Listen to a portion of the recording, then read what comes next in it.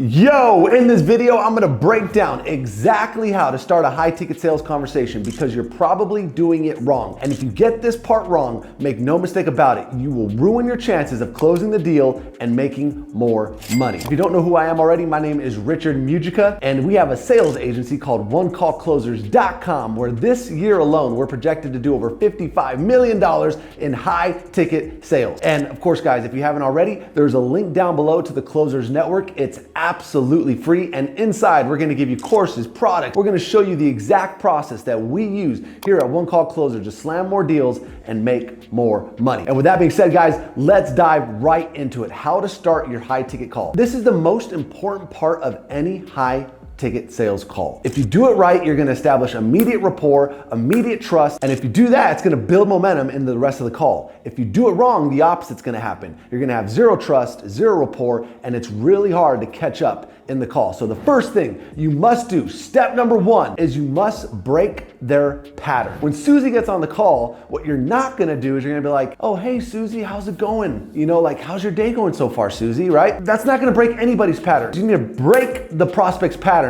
with something like this. Yo, Susan, what's going down? I've been literally waiting for this call all day. What's going on? How you doing today? And why do I do it like that? Because I hit her with some energy and I hit her with something that she completely did not expect. She didn't think I was gonna open the call like that. And what that does is it wakes her up and says, oh, there's something different here. There's something a little bit different about this whole sales call vibe that I'm not used to. And what that does is it creates an instant connection between you and Susan because you are different. She's intrigued, right? So step number one is you gotta break the pattern. Step number two, guys, is you gotta break down their sales wall. When anybody gets onto a call, they are nervous and they're way more nervous than you, and they have a wall up, right? Because they don't trust you, they don't believe you, they don't like you. They think you are there to sell them. So you must lower that sales resistance. The best way to lower the sales wall, guys, is by getting the prospect to talk, okay? Within the first 45 seconds of the call, you need the prospect talking, preferably within the first 30 seconds of the call. You're gonna do that with two questions.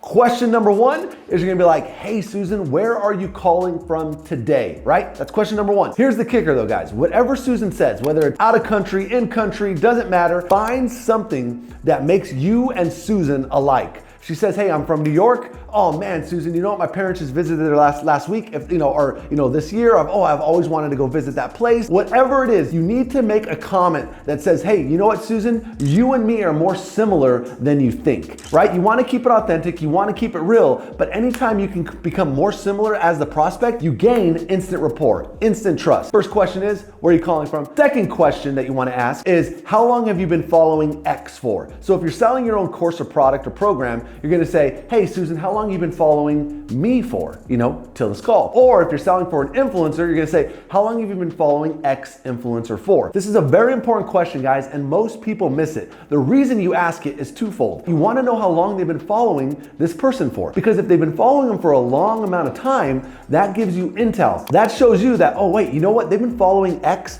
for a long time. That means they have a little bit more trust about our program, probably more trust around our company, and that gives you intel on where you need to take the call later on. And then boom, step number three, guys, what you're gonna do is you're gonna gain immediate control on the call. And this is very subtle, it's very subconscious, but make no mistake about it. When you are in a conversation, everybody has to know who the beta is and who the alpha is. And the way you're gonna do this right in the beginning is by saying this. Hey, Susan, can you do me a really quick favor? I'm gonna wait, take 2 minutes, go grab a pen and paper. Let me know when you're back because I'm gonna give you information you cannot find anywhere else online. Go ahead and do that and don't worry about it, I'll wait for you. And so what you've done now, guys, is you've given Susan a command, right? You're gonna go do this, Susan. Go and do that. And by her doing that, she shows and you show that, hey, I'm in control of the conversation. It's a very subtle thing, guys, but it's very important that Susan knows who's in control of the conversation. And it's subconscious. This is gonna put you in the power position, and it's also gonna allow you to build more rapport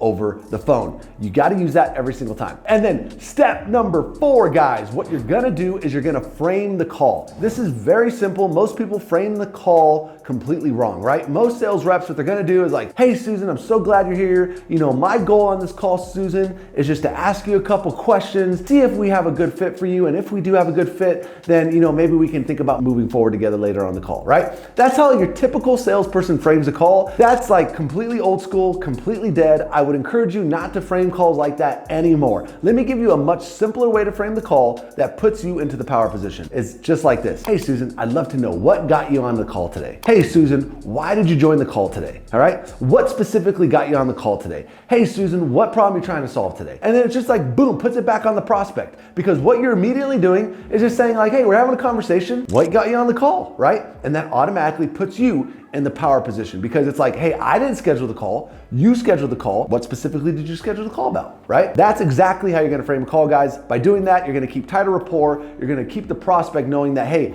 I need to give information here because I'm the one that scheduled the call and I'm the one that has the problem. You follow that 4-step framework, guys. It'll work every time. It'll help you build a deeper connection with the prospect. It'll put you in control and it'll set you up for the rest of the call because when you go to ask questions, Susan is gonna be primed for it. She's gonna like you, she's gonna trust you, she's gonna know that you're in control, and now the conversation will go the way that you want it to go from there. Super important. Hope you guys enjoyed that one. And of course, if you like my content, guys, go ahead and give this a video a thumbs up. Let the algorithm know that, dude, this content is legit and I like it. And of course, if you haven't already, down below, guys, there is a link to the Closers Network. It's completely free, gonna give you everything you need to crush deals, be surrounded by like-minded closers, and you can join down below. With that being said, Rich out.